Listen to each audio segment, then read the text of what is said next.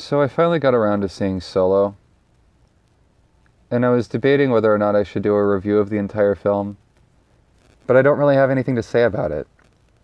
I feel bad for it.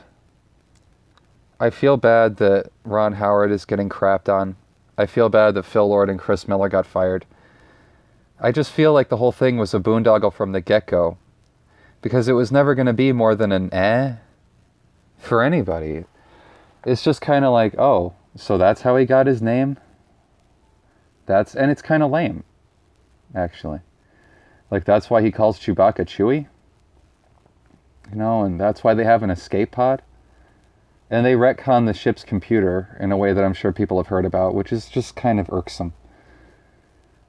It walks the line where they make fun of the robot flunky that follows them around, Leet. But then they install her brain into the Millennium Falcon when she dies. And they make her death really emotional, where I actually cringed for Daniel Glover, where he kind of loses his shit. And I was just like, dude, like, it's not like the Iron Giant is going down, okay? it's not like we're losing the Tin Man here. Anyway, I don't want to be mean to the movie. So, I was more focused on how Paul Bettany was the villain just because his face is fucked up. And his name is even Scarface. Mr. Scarface.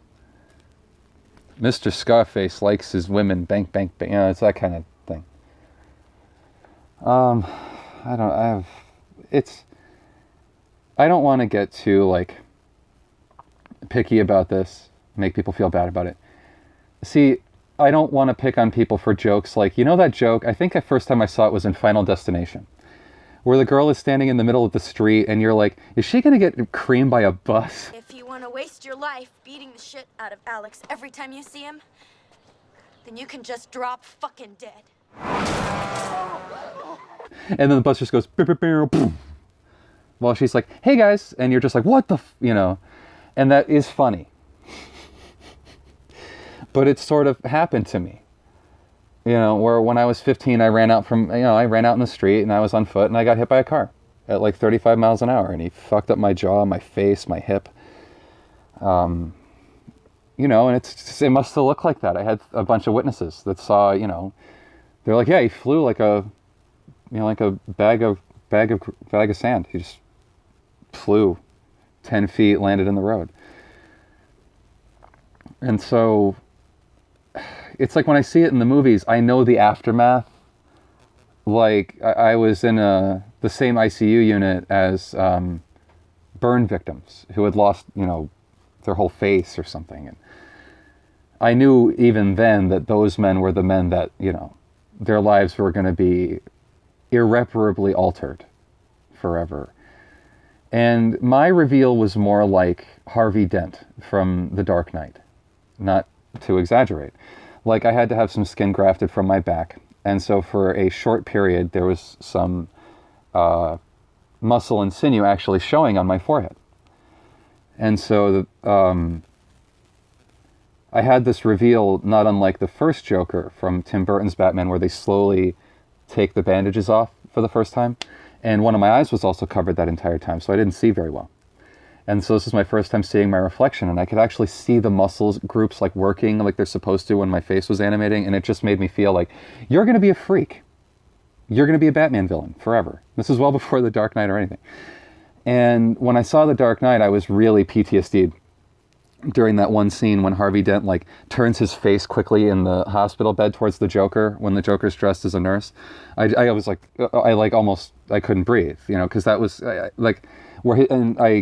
had to have eyelid restored, all that stuff, and so, or eye function, all that. So, I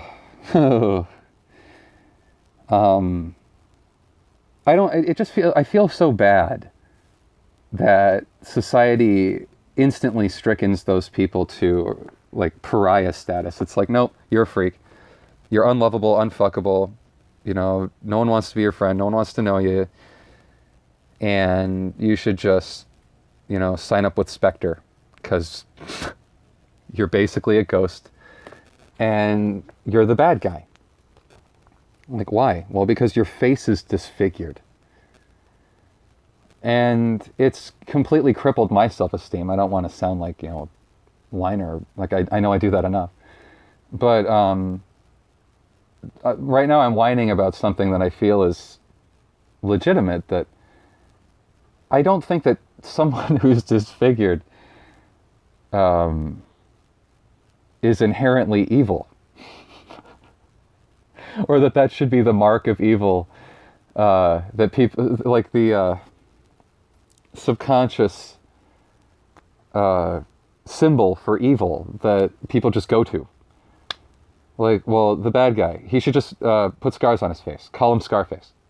Yeah. Sounds evil. That hurts. And it makes you want to be like that. No, you know, not to make excuses here, but it's like, all right, well, I guess I'll sign up with Mr. Scarface then. He understands me. And I guarantee you, Mr. Scarface probably wasn't such a huge asshole until people were like, dude, what the fuck happened to your face? Well, you can't be the good guy, so you gotta be the bad guy. And I'm being facetious, obviously, but I'm exaggerating, obviously. And, you know, that's not the case for me. Or at least not anymore. My face has been very heavily reconstructed.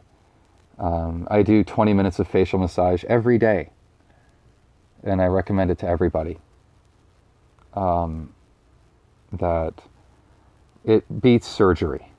You get better results, I think. It makes sense. People just kind of look at me like I'm crazy about the facial massage thing, and I don't want to get too far away from the central thing here about people with scars on their face, but I recommend to those people facial massage over surgery. Like, if anyone watching this video is facially disfigured, I recommend massage over surgery. I'm not saying that as a doctor. I'm not a doctor, but that's what I've done in my own private practice. I do 10 minutes in the morning, 10 minutes at night. I don't do it all at once. And she's on this channel. I kind of want to plug, or sorry, on YouTube. Her name is Olga N something. And if you search Google for facial massage Olga, you'll get her. She kind of looks like her face is shining with the oil in her thumbnails. And she has a 10-minute 3-in-1 facial massage, and I do that twice a day. And it starts to flatten out the big keloids and stuff, you know, and they start to feel more like actual skin instead of the hard Kevlar scar tissue. So there's always hope. I mean, don't feel like a freak. Don't feel like you have to be the Joker just because you have big scars on your face. Like, there's things you can do about it, you know, and it's not hopeless. And it's society's fault for treating you like the Joker as soon as you become facially disfigured. For treating you like, well, you got to be Mr. Scarface or die, you know, homeless and penniless and loveless.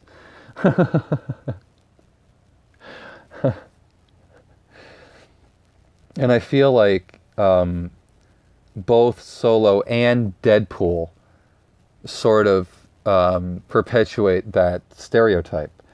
And I know Deadpool is much, much, much more progressive about it, where even in the second Deadpool especially, it's like his girlfriend is cool with how quote-unquote ugly he is. But I just think too much emphasis is put on how ugly he is and how lucky he is to have a hot girlfriend because he's so disgusting.